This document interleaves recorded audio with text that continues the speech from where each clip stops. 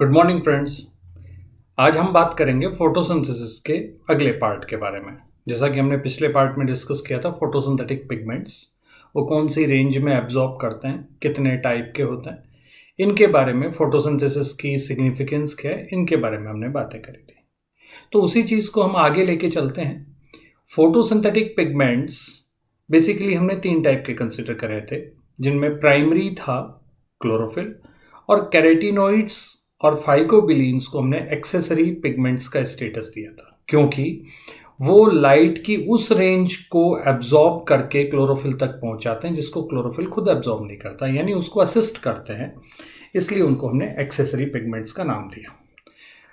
अब हमें आज ये डिस्कस करना है कि जिस रेंज में उन्होंने एब्जॉर्ब किया और कौन सी रेंज में वो इफेक्टिव ज्यादा होते हैं, मतलब वो कौन सी रेंज में पौधे के मेटाबॉलिज्म को, पौधे के डेवलपमेंट को ज्यादा फायदा पहुंचाते हैं, यानी प्लांट रेस्पॉन्स कौन से रीजन में सबसे ज्यादा होता है, वो हम एक्शन स्पेक्ट्रा के थ्रू समझेंगे।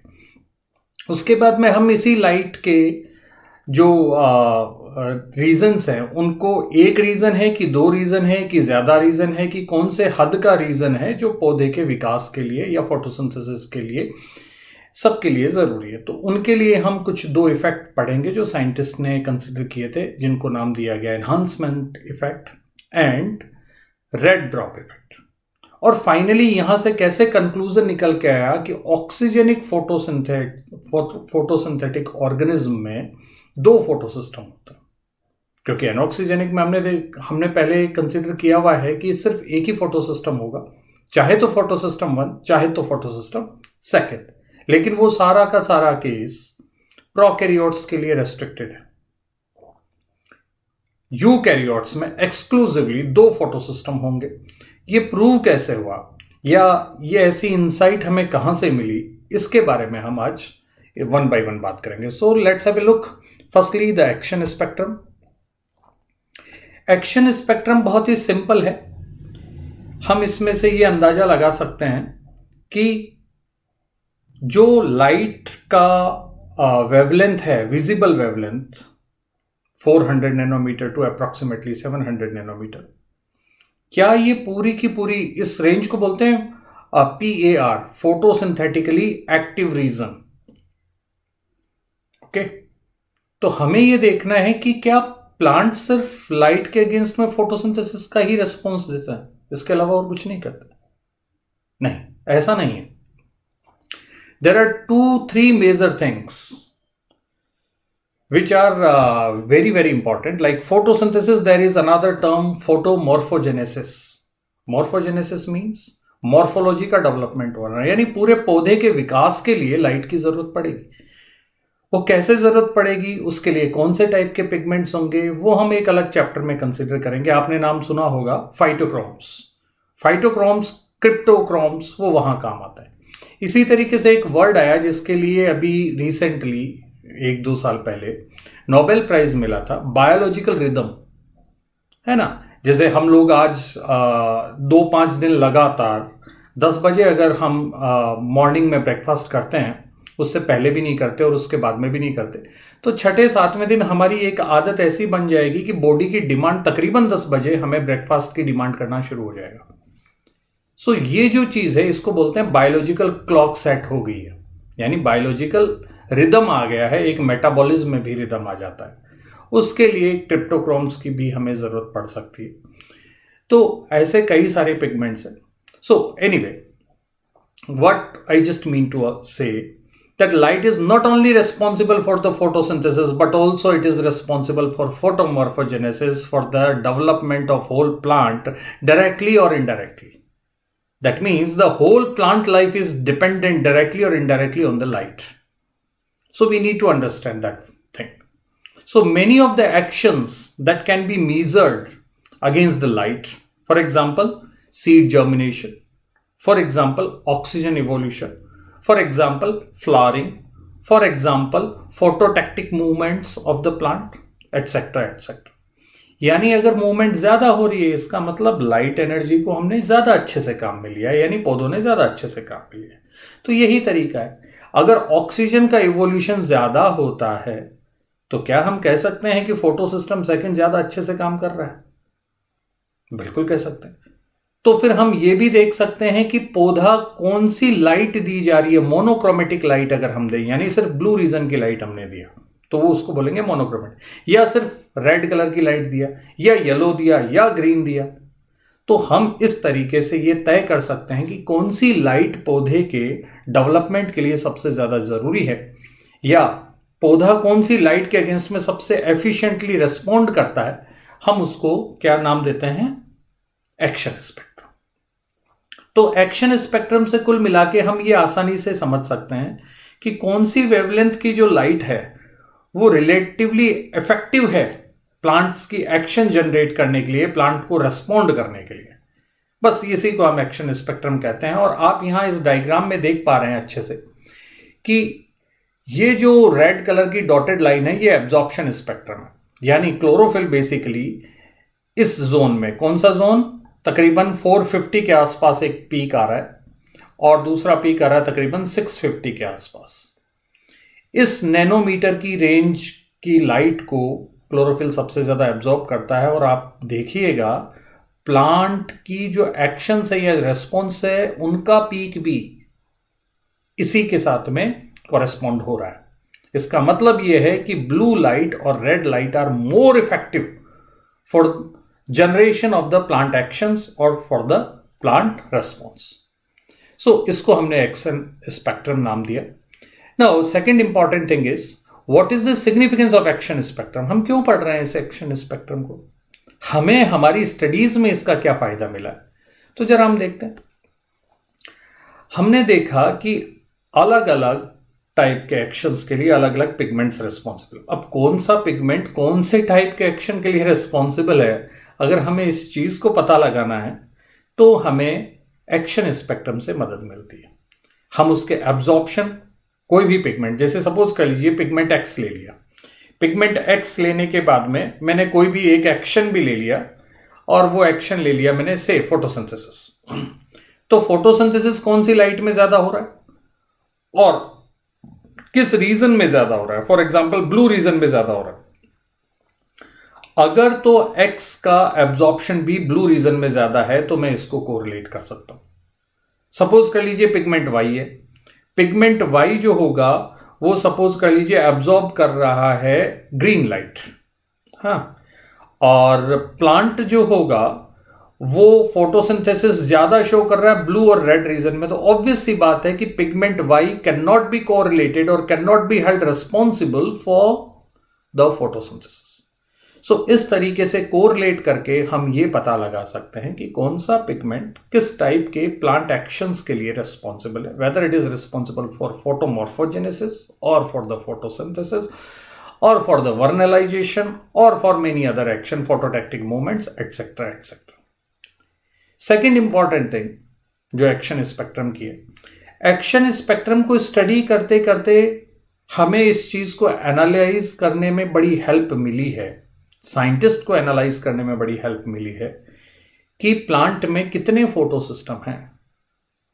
तो ऑक्सीजनिक फोटोसिंथेटिक क्रिएचर्स जो है, जो कि यूजुअली हायर प्लांट्स है, या यूं कहें कि सारे के सारे यूकैरियोटिक फोटो ऑटोट्रॉफ्स और साइनोबैक्टीरिया, ये सब ऑक्सीजनिक फोटोसिंथेटिक क्रिएचर्स हैं जिनमें हम अच्छे से जानते हैं ऑक्सीजन इवॉल्व होती है और वो भी फोटोसिस्टम सेकंड की वजह से इवॉल्व होती है। हाँ, कुछ एनऑक्सीजनिक फोटो ऑटोट्रॉफ्स भी हैं और वो सारे के सारे प्रोकैरियोटिक किंगडम से बिलोंग करते हैं, जिनमें या तो फोटोसिस्टम 1 रहेगा या तो फोटोसिस्टम सेकंड रहेगा, जैसा कि हमने पिछले लेक्चर में बात भी करी थी। जैसे पर्पल बैक्टीरिया, उनमें कोई एक फोटोसिस्टम रहेगा, हेलियोबैक्टर, उनमें कोई एक फोटोसिस्टम रहेगा, दोनों फोटोसिस्टम उनमें काम नहीं करते। So only prokaryote that is having 2 photosystem and that is also the oxygenic photosynthetic organism belongs to cyanobacteria or the blue green alga, जैसा कि nostoc, anabina, gliotrica, oloshira, sorry, many other things, है ना। तो ये सारे के सारे basically cyanobacteria हैं और जितने भी algae, bryophyta, pteridophyta, higher plants, angiosperm, gymnosperm, जो भी हम जानते हैं, ये सब भी ऑक्सीजेनिक फोटोसिंथेटिक क्रिएचर्स हैं जिनमें दो फोटोसिस्टम मिलेंगे। तो इनकी डिस्कवरी के लिए जो एनालिसिस था उसमें एक्शन स्पेक्ट्रम के थ्रू जो स्टडी हुई उन्होंने बड़ी हमें मदद करी। ये इसकी एक सिग्निफिकेंस है। नेक्स्ट हम बात करेंगे इन्हांसमेंट इफेक्ट। जैसा कि हमने बात करी थी कि कौन सी लाइट कितनी इफेक्टिव है और किस हद तक इफेक्टिव है, और वो सिर्फ वही इफेक्टिव है या दूसरी लाइट भी इफेक्टिव है। तो साइंटिस्ट थे एक इमर्सन, उन्होंने एक छोटा सा एक्सपेरिमेंट किया। एक्चुअली दो एक्सपेरिमेंट करे थे, इन्हांसमेंट इफेक्ट और रेड ड्रॉप इफेक्ट।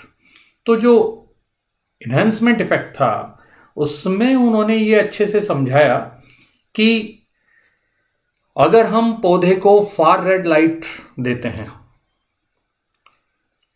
या तो फिर उसको रेड लाइट देते हैं, तो उसकी जो फोटोसिंथेसिस की कैपेबिलिटी है वो एक लिमिट तक ही हो पाएगी, ज्यादा नहीं हो पाएगी।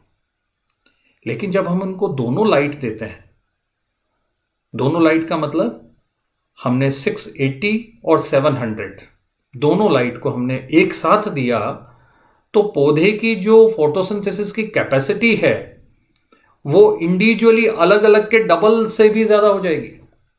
फॉर एग्जाम्पल, ये अगर मैं इसको 5 कंसिडर करूं तो ये भी 5 और 5 10, तो इस हिसाब से 10 यहां कहीं आना चाहिए, लेकिन ये तकरीबन 15 के आसपास आ रहा है। So what we can analyse from here, if plants are exclusively dependent on the far red light for the photosynthesis is very limited. If plants are dependent on red light for photosynthesis, again photosynthesis is limited. If their sum is say 10, and now we are considering if plants are simultaneously exposed to red light and far red light, both lights, then the photosynthesis is achieved more than the sum of these two lights, and this is called enhancement effect.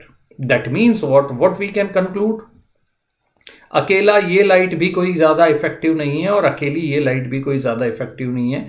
जब ये दोनों एक दूसरे के साथ होते हैं तो एक दूसरे को कॉम्प्लीमेंट करेंगे, और एक दूसरे को कॉम्प्लीमेंट करेंगे तो फोटोसिंथेसिस की असली रेट हमें सामने देखने को मिलेगी। इसलिए यहां से एक आइडिया निकल के आया कि शायद फोटो सिस्टम में दो टाइप की मेजर रिएक्शंस होती हैं और वो दोनों एक दूसरे पर डिपेंडेंट है, कॉम्प्लीमेंट्री है। इसलिए ये जो इन्हांस हुई हुई फोटोसिंथेसिस की रेट है, इसको हमने इन्हांसमेंट इफेक्ट नाम दिया। इसी तरीके से उनके दूसरे जो एक्सपेरिमेंट था उसमें उन्होंने कंक्लूड किया कि उन्होंने क्वांटम यील्ड को कंसिडर किया।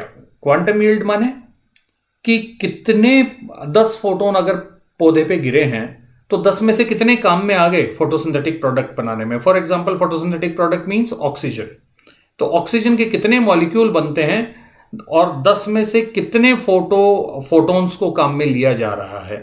यानी we can simply consider the proportion of absorbed photons converted into photosynthetic pigments is considered quantum yield. यानी कितने क्वांटम एनर्जी का हम यील्ड ले पाते हैं फोटोसिंथेसिस में या प्लांट एक्शंस के फॉर्म में। ये बेसिकली कहानी थी।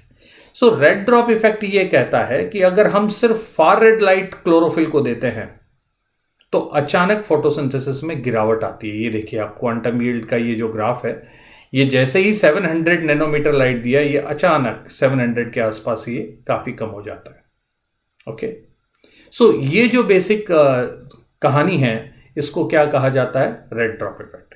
इसका मतलब ये है कि क्लोरोफिल जो यहां पे एब्जॉर्ब करता है ये लाइट उतनी ज्यादा इफेक्टिव नहीं है। यानी डेफिनेटली एक फोटो सिस्टम ऐसा होगा जो कम काम कर रहा है और दूसरा फोटो सिस्टम होगा जो ज्यादा काम कर रहा है। ओके, सो इन सभी कंक्लूजन्स के बेसिस पे अब हम असली मुद्दे पे आते हैं कि प्लांट्स में दो फोटोसिस्टम होते हैं, खासतौर से ऑक्सीजेनिक फोटोसिंथेट्स में, और वो हम यहां पे आसानी से देख सकते हैं। और ये दोनों के दोनों वेवलेंथ डिपेंडेंट होते हैं। ठीक है, जैसे कि ये वाला केस हम कंसिडर करेंगे, 680 के आसपास एक फोटोसिस्टम है जो 680 नैनोमीटर की रेंज को एब्जॉर्ब करेगा, और एब्जॉर्ब करने के बाद में उसके इलेक्ट्रॉन्स जो होंगे वो रिडक्टेंट्स बनाएंगे, और ये रिडक्टेंट माने जिन्होंने इलेक्ट्रॉन को एब्जॉर्ब कर लिया है, और वो दूसरे फोटोसिस्टम का यानी फोटोसिस्टम फर्स्ट का बेसिकली रिएक्शन सेंटर होगा P700, उसको वो इलेक्ट्रॉन प्रोवाइड करवाएगा। और इसलिए ये जो इलेक्ट्रॉन लेने वाला है वो क्या हो गया, ऑक्सीडेंट हो गया, और वो स्ट्रॉन्ग रिडक्टेंट बनाएगा NADP। ओके, वो जो स्ट्रॉन्ग रिडक्टेंट है यहां पे ये आएगा फेरेडॉक्सिन, और फेरेडॉक्सिन फाइनली क्या बना देगा, NADP बना देगा। तो ये पूरी की पूरी एक कहानी है जिसमें हमें मदद करी थी एक्शन स्पेक्ट्रम, इन्हांसमेंट इफेक्ट और रेड ड्रॉप के एनालिसिस। इन तीनों के एनालिसिस से हम इस कंक्लूजन पे पहुंचे कि ऑक्सीजेनिक फोटोसिंथेटिक ऑर्गेनिज्म में दो फोटोसिस्टम होंगे, फोटोसिस्टम 1 एंड फोटोसिस्टम 2। अगली क्लास में हम इसके बारे में डिटेल में बात करेंगे, लेकिन एक बेसिक डिफरेंस हम इन दोनों फोटोसिस्टम में कंसिडर कर लेते हैं। फोटोसिस्टम 1 जो होगा वो तकरीबन 680 नैनोमीटर के आसपास या उससे ज्यादा का जो वेवलेंथ है उसको एब्जॉर्ब करेगा। फोटोसिस्टम 2 प्रिफरेबली रेड लाइट जो कि 680 नैनोमीटर है उसको एब्जॉर्ब करता है। फोटोसिस्टम फर्स्ट NADP प्लस या आप कह सकते हैं NADPH एक स्ट्रॉन्ग रिडक्टेंट बनवाएगा, और फोटोसिस्टम 2 जो होगा वो स्ट्रॉन्ग ऑक्सीडेंट प्रोड्यूस करेगा जो कि वाटर को ऑक्सीडाइज करेगा, और वीक रिडक्टेंट बनाएगा जो कि फोटोसिस्टम 1 के ऑक्सीडेंट को रिड्यूस करेगा। अगर हम वापस जाके देखें तो ये कहानी है, स्ट्रॉन्ग ऑक्सीडेंट, इसने एक वीक रिडक्टेंट बनाया, और ये फोटोसिस्टम 1 है। इस फोटोसिस्टम 1 से ऑलरेडी लाइट गिरने से इलेक्ट्रॉन यहां निकल गए थे, यानी इसको अब इलेक्ट्रॉन की डिमांड है, और ये इलेक्ट्रॉन की डिमांड इससे सप्लाई करवाई जाती है। So that's all about the two photosystem. Thank you so much. Stay blessed. Stay home.